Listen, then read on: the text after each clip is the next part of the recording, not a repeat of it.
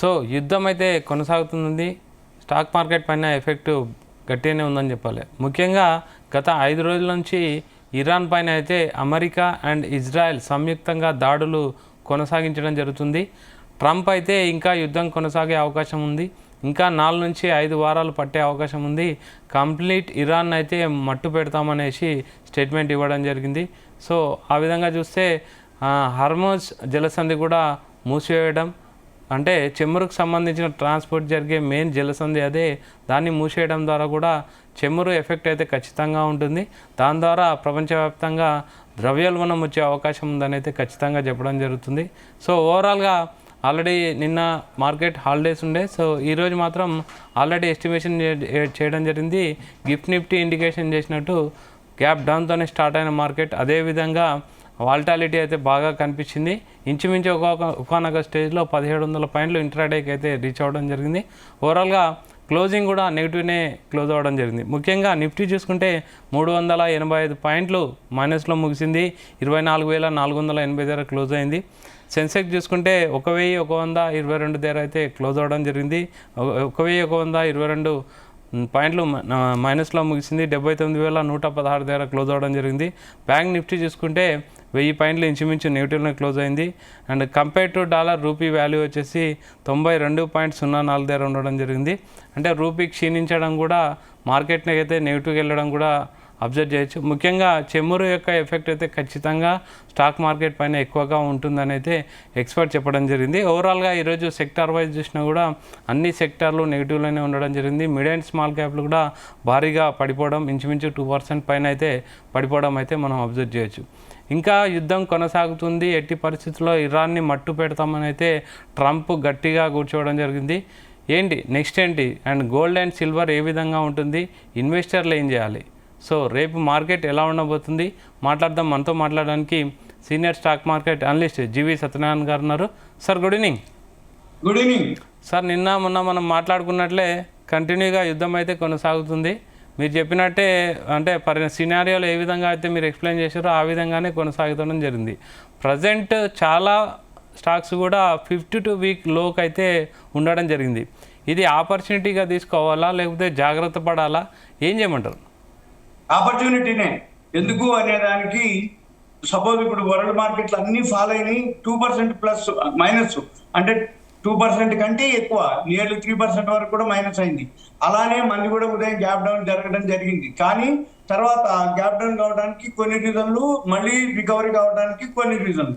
ఈ gap down ఇవాళ మొత్తం ఓవరాల్ గా 10 లక్షల కోట్లు మన యొక్క మార్కెట్ క్యాపిటలైజేషన్ ఆవిరైపోయింది అనేది డేటా అనమాట. అంటే వాల్యూ తగ్గిపోయింది అనేది ఒకటి. అయితే ఈ ఇరాన్ అమెరికా వారు ఇంకా కొనసాగుతుంది అనేది ఒకటి. వరల్డ్ మార్కెట్లు అన్ని ఫాలో అవడం ఒకటి. ఈ హార్మూజ్ ఈ జలసంధి ద్వారా అన్ని నౌకలు ఆగిపోవటం తోటి ఈ క్రూడ్ ఆయిల్ న్యాచురల్ గ్యాస్ పెరగడం తోటి ఈ గోల్డ్ సిల్వర్ తగ్గి crude oil natural gas positive లోకి ఉన్నాయి. ఎందుకు పాజిటివ్ లో ఉన్నాయి అనే దానికి రీజన్ ఏంటిదంటే, ఒక్కసారిగా క్రూడ్ ఆయిల్ డిమాండ్ ఏర్పడటం, న్యాచురల్ గ్యాస్ ఏర్పడటం, అంటే డిమాండ్ ఏర్పడటం, అంటే నీ షార్టేజ్ వచ్చేసింది. అందుకని అవి కొంచెం ధరలు పెరగడం జరిగింది. తర్వాత రూపీ కూడా మంది ఆ టైంలోకి రావడం జరిగింది. 92 రూపాయలు 18 పైసలు ఎంతో లోకి ఆ టైంలోకి రావడం జరిగింది. ఎఫ్ఐలు మళ్ళీ అమ్మటం మొదలు పెట్టారు. మొన్న అమ్మిండ్రు, మళ్ళీ నిన్న మనకి హోలీ సెలవు ఉంటే ఇవాళ కూడా ఇంత పడింది అంటే అమ్మకాలు జరిగినట్టే లెక్క. తర్వాత ఈ ఇండియా వోల్టాలిటీ ఇండెక్స్ ఉంటుంది, అది ఆ టైం హైకి దగ్గరలో ఉంది, అంటే మార్కెట్ అంత బాటం లోకి వస్తుంది అనేది అర్థం. తర్వాత ఇవాళ ఓవరాల్ గా 1795 పాయింట్లు గ్యాప్ డౌన్ నుంచి సుమారుగా రికవరీ ఒక 1128, అంటే 800 పాయింట్లు సుమారుగా రికవరీ కూడా జరగడం జరిగింది. ఈ రికవరీ కావడానికి రీజన్ ఏంటిదంటే వాల్యూ బయింగ్ ఒకటి, బాటమ్ లో టెక్నికల్ సపోర్ట్ తీసుకోవడం ఒకటి. జనరల్గా ఎప్పుడైనా కానీ ఏం జరుగుతుంది అంటే, బాటంకి వచ్చినాక మళ్ళీ కొంచెం టెక్నికల్ సపోర్ట్, అంటే ఇప్పుడు ఈ మొత్తం కూడా ఏఐ టూల్ తోటే పనిచేస్తాయి. ఆర్టిఫిషియల్ ఇంటెలిజెన్స్ అనుకోండి, ఆల్గో సిస్టమ్ అనుకోండి, వాటితోటే పనిచేస్తాయి, మాన్యువల్ లేదు. ఎప్పుడైతే బాటంకి వచ్చి కొంచెం పెరగడం మొదలు పెట్టిందో వెంబటే సిస్టమ్ ఏం చేస్తుంది, బయింగ్ లోకి వెళ్ళిపోద్ది అనమాట. అందుకని ఏమైతుంది, ఒక్కసారిగా 700 పాయింట్లు రికవరీ కావడం జరిగింది. మళ్ళీ ఎప్పుడైతే ఈ 30 ఏవైతే మనకి బిఎస్సి సెన్సెక్స్ లో 30 ఉన్నాయో 30లో 3 మాత్రమే పాజిటివ్ లో ఉన్నాయి, భారతీయ ఎయిర్టెల్, ఇన్ఫోసిస్, టెక్ మహీంద్రా. అంటే ఒక ఐటీ సెక్టార్ కొంచెం 32 పాయింట్ ప్లస్ లో ఉన్నాయి, మిగిలిన సెక్టార్లు అన్ని కూడా ఫాలే. అయితే ఇక మళ్ళీ ఇక గోల్డ్ సిల్వర్ విషయాల్లోకి వచ్చేటప్పటికి ఓకే, ఇప్పుడు క్రూడ్ ఆయిల్ 85 పాయింట్, నిన్న 85.12 రావడం జరిగింది. ఇవాళ కొంచెం $1 కూడా తగ్గింది కొంచెం ఓవరాల్ గా. కానీ ఓవరాల్ గా 1.5% ప్లస్ లోనే ఉంది. అయితే ఇది కనుక $95-100 కనుక రీచ్ అయిందంటే ఇంకా ఎకానమీ వీక్ అయిపోతుంది అనేది ఒకటి. కానీ ఓవరాల్ గా ఇది ఎక్కడో ఒక దగ్గర మళ్ళీ వారం 10 రోజుల్లో సమస్య పోయే అవకాశాలు ఉంటాయి. కానీ యుద్ధం జరుగుతూనే ఉంది, ఇంకా జరుగుతుంది, చర్చలు అనేది క్వశ్చన్ లేదని చెప్పేసి ట్రంప్ అనటం తోటి మళ్ళీ ఈ మన షేర్ మార్కెట్లు, మన మార్కెట్లు కావు, వరల్డ్ మార్కెట్లు, ఇంటర్నేషనల్ మార్కెట్లు, యూరోప్, యుఎస్, ఏషియా అన్ని మార్కెట్లు ఫాల్ అవడం జరిగింది. ఆ ఫాల్ తోటి మన మార్కెట్లు కూడా ఈ రోజు గ్యాప్ డౌన్ తోటి స్టార్ట్ అవడం జరిగింది. మళ్ళీ ఇప్పుడు కొంచెం ఓవరాల్ గా రికవరీ అయ్యే అవకాశాలు కనబడుతున్నాయి. అంటే ఇప్పుడు యూరోప్ మార్కెట్లు మాత్రం కొంచెం ప్లస్ లోనే రన్నింగ్ అవుతున్నాయి. అంటే ఇప్పుడు డాక్స్ అనుకోండి, ఎఫ్టిఎస్సి, సిఎస్సి అవన్నీ 1% ప్లస్ లో ఓపెన్ అయ్యి రన్నింగ్ లో ఉన్నాయి. కాబట్టి మంది కొంచెం రికవరీ కావడానికి కూడా అదే రీజన్. ఎప్పుడైతే యూరోప్ మార్కెట్లు కొంచెం పాజిటివ్ లోకి వచ్చినాయో మనది బాటమ్ నుంచి కొంచెం రికవరీ అయ్యడం జరిగింది క్లోజింగ్ లో. తర్వాత మళ్ళీ ఇప్పుడు వేరే అంటే ఏషియన్ ఓకే అయితే ఇప్పుడు జనరల్ రెగ్యులర్ ప్రజెంట్ అడుగుతున్న క్వశ్చన్, ట్రెండింగ్ క్వశ్చన్ ఏంటి సార్ అంటే రెగ్యులర్ మిమ్మల్ని కూడా అడిగేది అదే. ఇప్పుడు లాస్ట్ ప్రాఫిట్లో ఉన్నాము గోల్డ్ అండ్ సిల్వర్, మళ్ళీ ఇప్పుడు మైనస్లో ఉంది, ఇప్పుడు ఆపర్చునిటీ తీసుకొని మళ్ళీ కొన్ని అక్యుములేట్ చేసుకోవాలా, లేకపోతే ఉన్న ప్రాఫిట్ని తీసుకొని మొత్తం అమౌంట్ ఎగ్జిట్ అవ్వాలా, లేకపోతే గోల్డ్ అండ్ సిల్వర్ ఇంకా ముందు అంటే లాంగ్ టర్మ్లో అట్లే ప్రజెంట్ కొన్నదాన్ని లాస్ట్ 1 year నుంచి బై చేసిందని ఇంకా ముందుకు 1 year వరకు హోల్డ్ చేసి ఉంచుకోవాలా? జనరల్ క్వశ్చన్ సార్, జనరల్ నన్ను అడిగే క్వశ్చన్ మిమ్మల్ని అడుగుతున్నాను, ఏం చేయమంటారు? సొంత పైసలుంటే కొనుక్కొని ఊకోవటం ఉత్తమం, లేదు అనుకుంటే ఇంట్రాడే ఉత్తమం. ఇంట్రాడేలో లోకి హైకి బాగా వల్టాలిటీ ఉంటుంది కాబట్టి నిన్న బాగా పడింది, ఇలా 4% పెరిగింది. ఏది సిల్వర్. ఇంట్రాడే చేసే వాళ్ళకి మంచి ఆపర్చునిటీ. ఎందుకోసం అంటే బాగా పెరిగేది ఉండదు, బాగా తగ్గేది ఉండదు, 1.5-2% మధ్యలోనే ట్రేడింగ్ జరుగుతూ ఉంటుంది కాబట్టి ఇంట్రాడే వాళ్ళకి బెస్ట్. అయితే ఇంట్రాడేలో చేయడానికి కొన్ని లూప్ హోల్స్ ఉంటాయి. సపోజ్ ఉదాహరణకి మన మార్కెట్లో ఈరోజు గ్యాప్ డౌన్ అయింది. ఈ గ్యాప్ డౌన్ అయినాక బాటంకి వచ్చినాక రికవరీ అవుతుంది. మనం ఏం చేయాలి? అప్పుడు బాటంకి వచ్చిన తర్వాత ఈ బాటమ్ ని చూసుకొని లోని స్టాప్ లాస్ పెట్టుకొని బయింగ్ లోకి వెళ్ళాలి. ఒకవేళ గ్యాప్ అప్ అయింది అనుకోండి, పడుతూ వచ్చిందంటే గ్యాప్ అప్ అయిన తర్వాత హై ప్రైస్ తీసుకొని అక్కడ స్టాప్ లాస్ పెట్టి సెల్లింగ్ లోకి వెళ్ళాలి. అంటే గ్యాప్ డౌన్ అయితే లో ప్రైస్ చూసుకొని బాటమ్ లో బై చేసి ఆ లో ప్రైస్ ఏదైతే ఉందో దాన్ని స్టాప్ లాస్ పెట్టుకోవాలి. గ్యాప్ అప్ అయితే ఆ హై ప్రైస్ బేస్ చేసుకొని హై ప్రైస్ నుంచి కిందికి దిగుతూ ఉంటే ఆ హై ప్రైస్ ని స్టాప్ లాస్ పెట్టి సెల్లింగ్ లోకి వెళ్ళాలి. ఇంట్రాడే వాళ్ళకి మంచి ఆపర్చునిటీ. అంటే ఇది బయింగ్ కానీ సెల్లింగ్ కానీ మధ్యలో జరుగుతూ ఉంటుంది. ఉదాహరణకి ఇవాళ లోకి హైకి తేడా ఎంత అంటే 2,06,000 తేడా వచ్చింది. నిన్నటి మీరు చూస్తే 11,000 పైన తేడా వచ్చింది. ఏది సిల్వర్. కానీ ఈ రోజు ఒక 6,000 లోకి హైకి తేడా వచ్చింది. కాబట్టి వాళ్ళు 1,000, 2,000, 3,000 తీసుకోవడానికి పెద్ద నెగ్లిజిబుల్ అనమాట. అంటే 6,000 రూపాయల్లో అంటే 20,000, 10,000, 15,000లో కూడా ఉంది. ఇప్పుడు సపోజ్ నిన్న సెల్లింగ్ వాళ్ళకి ఛాయిస్ ఇచ్చింది, ఇవాళ బయింగ్ వాళ్ళకి ఛాయిస్ ఇచ్చింది. మన పని ఏంటిది? ఒకటే సింపుల్ గా ఒక అంటే ఒక ప్రొసీజర్ పెట్టుకోవాలి. నేను బాటంలో వస్తే కొనుక్కుంటా, పెరిగితే అమ్ముతా, మళ్ళీ ఆపర్చునిటీ కోసం వెయిట్ చేస్తా అని అనుకునే వాళ్ళకి మంచి పైసలు వస్తాయి.